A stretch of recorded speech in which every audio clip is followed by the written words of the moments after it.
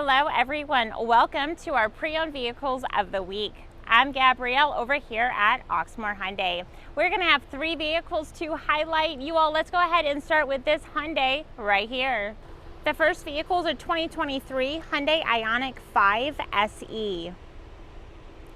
The exterior color is in digital teal. You are going to have alloy wheels. You're going to have 2 LCD screens. And there's going to be backup camera. Now that interior is in a black and gray.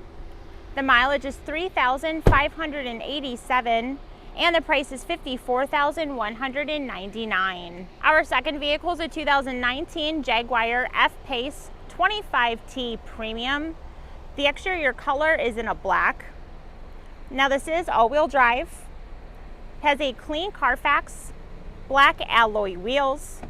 There's navigation, leather interior.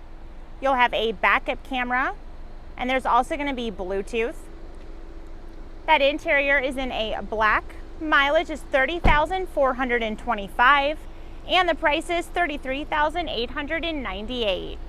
Our last vehicle is a 2017 Lincoln MKC Premier. The exterior color is in a gray. Now this is going to have alloy wheels.